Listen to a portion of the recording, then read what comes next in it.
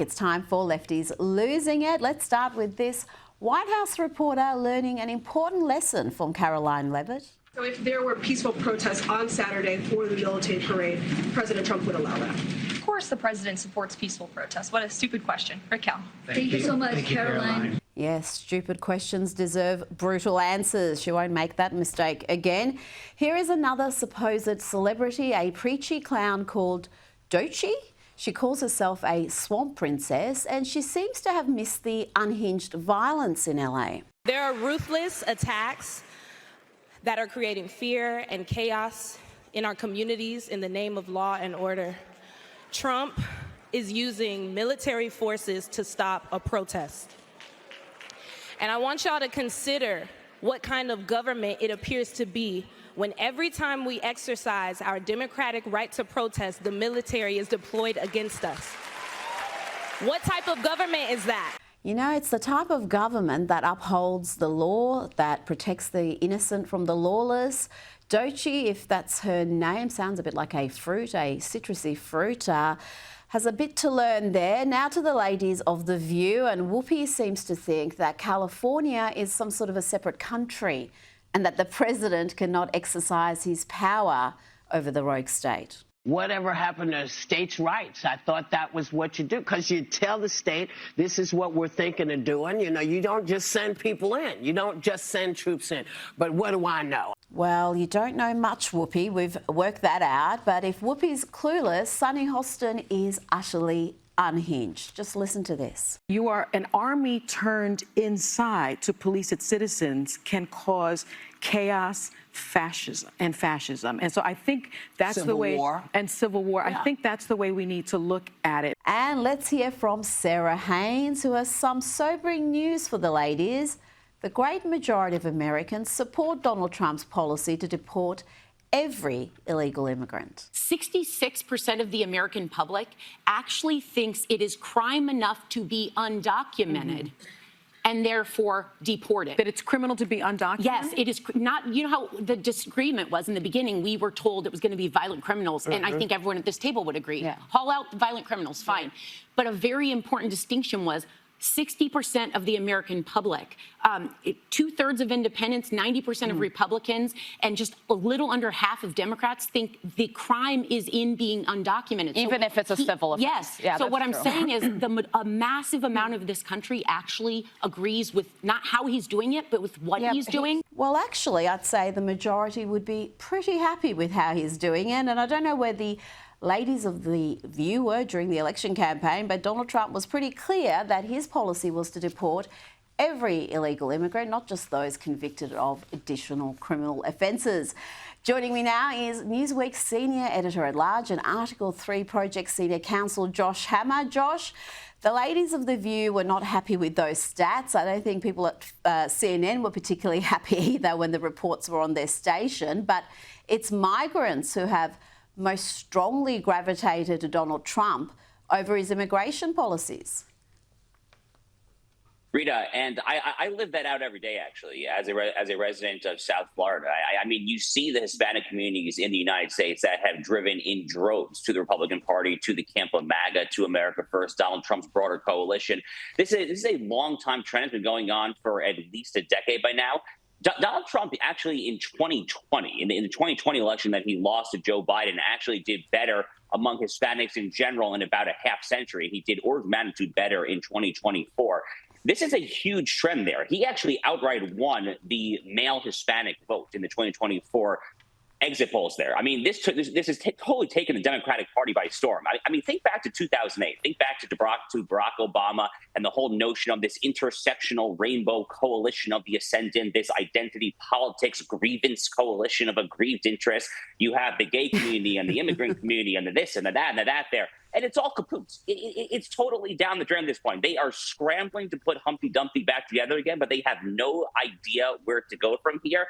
And it's just really delectable to watch, frankly. As someone who wishes them nothing but the worst, they have no idea where to go. And I just think it's frankly glorious.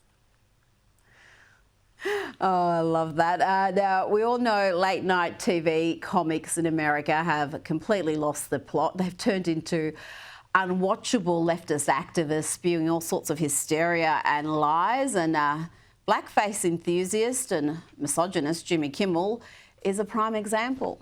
Been watching cable news and believe this city is some kind of totalitarian hellscape right now. It most certainly is not. I'm very angry, I have to say. I cannot believe what's going on. I knew it was going to be bad. I did not know it was going to be this bad. People who have lived here their whole lives, people who've been in this city longer than I have, the vast majority of whom have never done anything wrong, are being abducted, which is the correct word to use, by agents in masks, hiding their identities, grabbing people off the street and at work, sending people to detention centers. And to protest that, which is not only our right as Americans, it's our responsibility, Los Angelenos have been gathering to demonstrate, and with very few exceptions, peacefully demonstrate, to voice their opposition to this disgusting and unnecessary abuse of power instigated by our mentally ill president, who is dead set on exacerbating this, who actually wants conflict, who is intentionally inflaming and lying to make it seem like there's a war going on here. He wants there to be a war going on here, and he doesn't care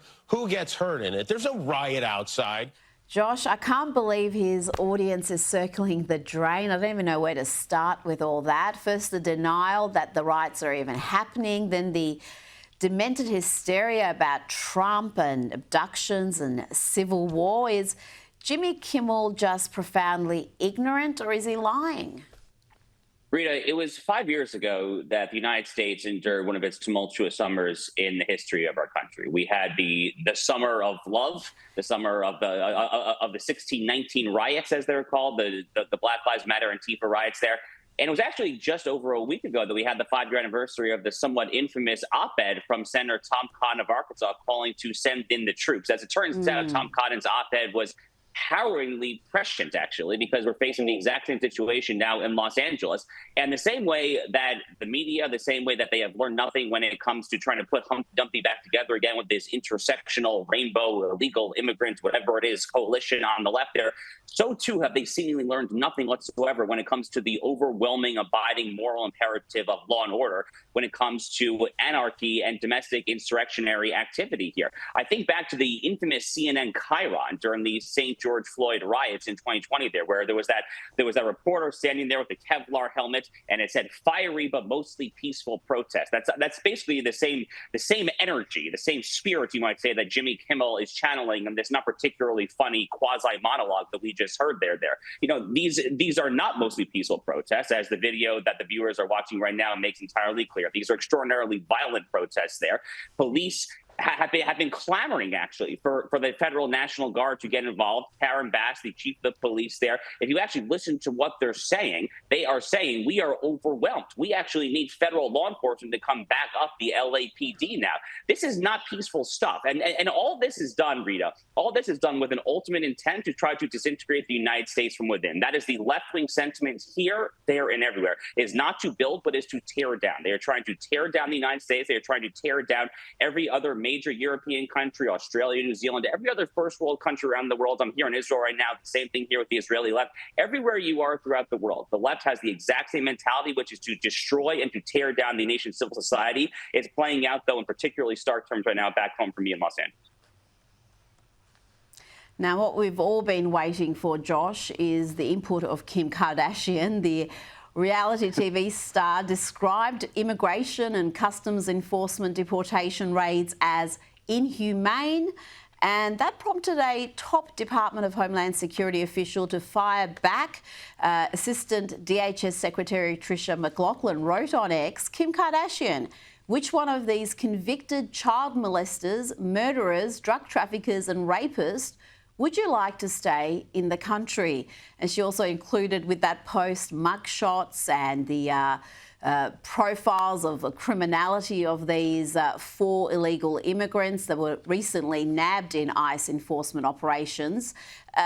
Josh, it's good to see people within the administration, people within the bureaucracy hitting back at these celebrities who mouth off, and they often do that with little consequence. Yeah, I'm smiling over here, Rita, because I can't help but think back to the very first GOP presidential primary debate of the 2016 presidential cycle. This takes us all the way back to August of 2015, just about a decade ago. And Donald Trump has this kind of infamous attack on Rosie O'Donnell of all people, right? It was a very memorable exchange. But Donald Trump and all the people that he surrounds himself with, they have never been afraid to take on high-profile celebrities. There, Kim Kardashian these days, I suppose, blows Rosie O'Donnell out of the water as far as pop culture gravitas is concerned there. So no, they're not afraid whatsoever to take on big interests, whether those big interests are in big pharma, whether those interests are in big tech or big Hollywood or big media, big academia, big university, big Life of the Kardashians, whatever the reality show is called there, that I don't particularly claim to care to watch, to be honest with you there. But they're not afraid. They're not afraid to get in the mud there for the very simple reason that on the one hand, these celebrities are a very convenient political foil because they quite literally live out of touch in their gated communities with their private guards. You know, Kim Kardashian is not experiencing what the blue collar, oftentimes, by the way, Hispanic working class people in places like downtown Los Angeles, Kim Kardashian in Malibu or wherever the heck she's living, she is not experiencing what those people in downtown Los Angeles are experiencing there. And then on the other hand there, you know, people like Trish McLaughlin and the US DHS, they know that the American people side with them. So it's good politics, it's good policy, and they're doing very well actually on this score. Now, Josh, on those protests in blue cities, Republican Senator Josh Hawley's launched an investigation into a left-wing group in California that he says may be financially supporting violent protests in LA. What more can you tell me about this? Because there is a lot of conjecture that there is organisation and funding behind these protests.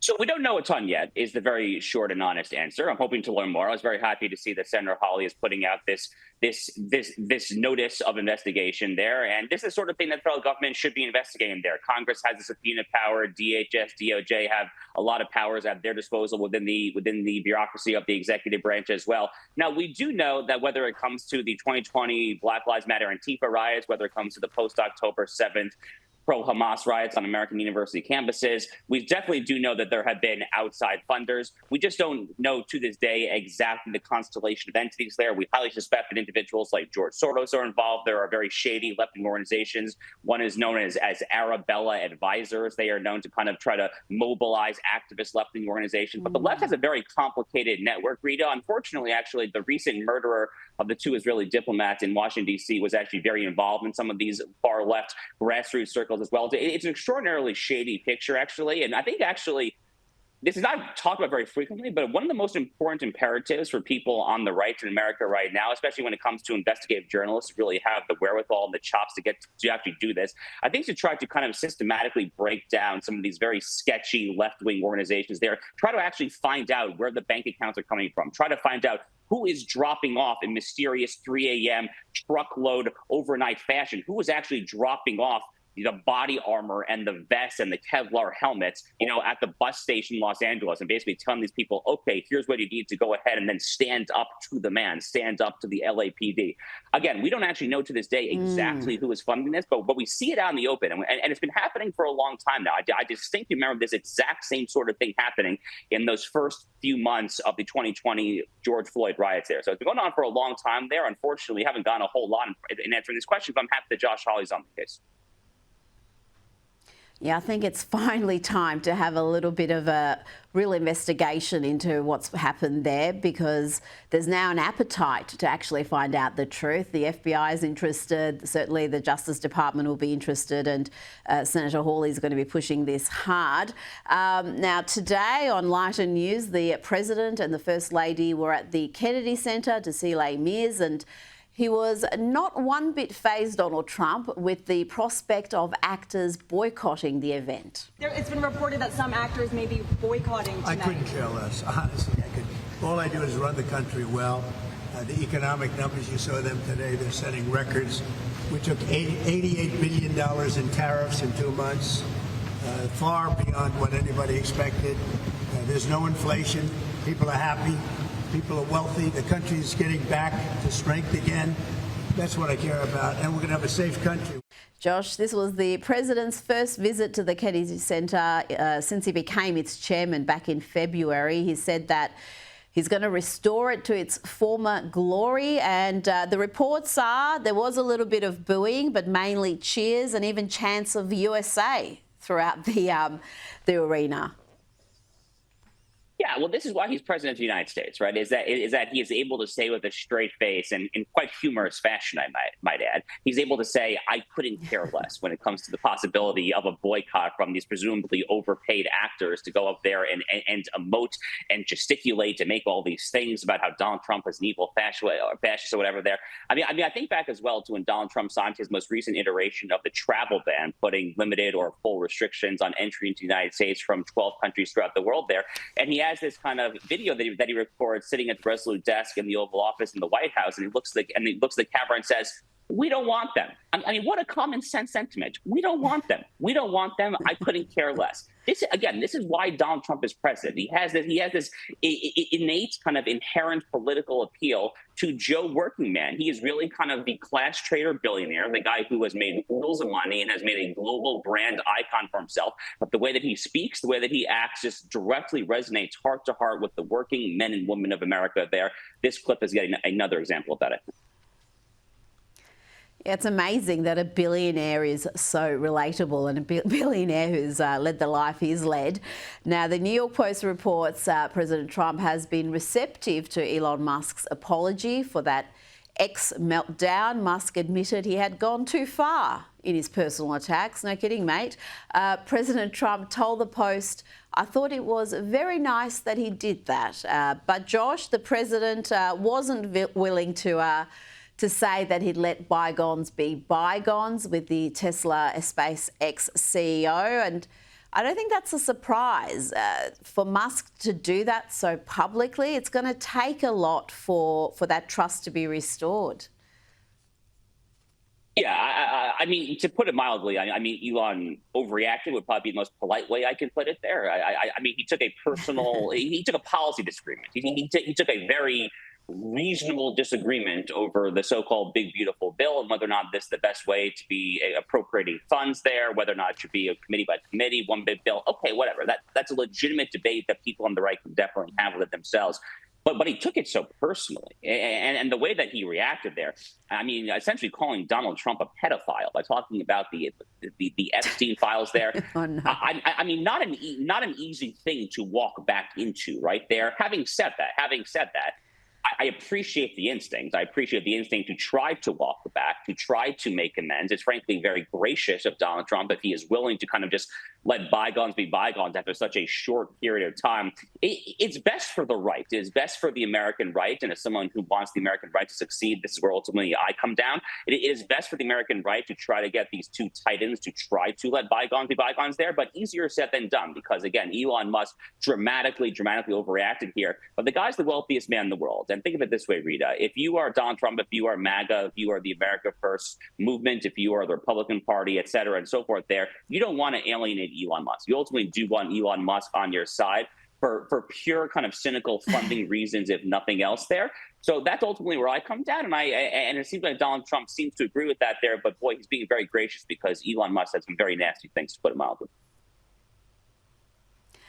I agree with you. I think the right need those two to kiss and make up. But then the fact that Elon has the capacity to have a meltdown like this publicly on X, if this was a meltdown behind closed doors, then it's another thing. But for him to take it and just completely lose it publicly, I think it's going to take a lot for that trust to be restored. But you don't want him to be writing those checks for billions to the Democrats, because he has been a lifelong Democrat up until recently, Josh. He was red-pilled, and I think that's authentic. I don't think that was opportunistic. I think his politics and his worldview has changed dramatically, and other than that little meltdown, he has been pretty sound for the MAGA movement. Josh Haber, thank you so much for your time tonight. Thank you, Rita.